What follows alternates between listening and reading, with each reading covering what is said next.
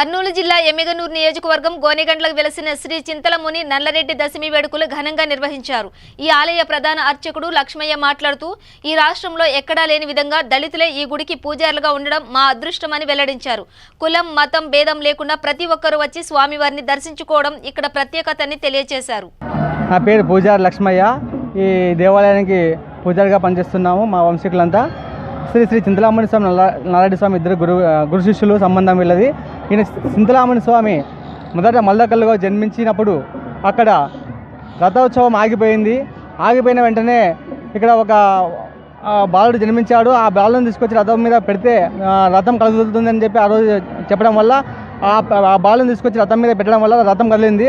అప్పటి నుంచి మొదట మల్దకల్లు, స్థలము తంగడోన, వరము గోనెగండ్ల అని ఆయనే తత్వంలో బోధించాడు. అంటే అక్కడ పుట్టి తంగడోన గ్రామంలో నల్లారెడ్డి గుడి దగ్గర పశువుల కాపరిగా చేరి అక్కడ ఆయనకు మహిమలు చూసి ఆయన శిష్యుడిగా చేరాడు.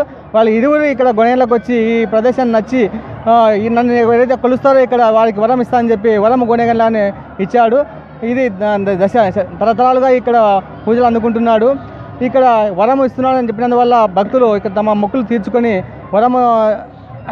మొక్కులు తెచ్చుకుంటున్నారు. తరతరాలుగా వచ్చి ఇక్కడ నైవేద్యంగా దేవుని దర్శించుకొని మొక్కులు తెచ్చుకుంటున్నారు. కుల మత భేదం లేకుండా హిందువులు, ముస్లింలు అందరూ కూడా ఈ దేవాలయాన్ని వచ్చి స్వామిని పూజించుకుంటారు. ముఖ్యంగా దళితులు ఈ జిల్లాలో మన రాష్ట్రంలోనే ఎక్కడ పూజారులుగా లేని ఉంది. కాబట్టి మన జిల్లాలోనే మన గోనెగండ్ల గ్రామంలోనే ఈ విధంగా దళిత పూజారులు ఉన్నారు. ఈ దళిత పూజారులనే గ్రామంలో ఉండేవాళ్ళు మరియు అందరూ కూడా గౌరవిస్తారు, స్వామిలోనే గౌరవిస్తారు.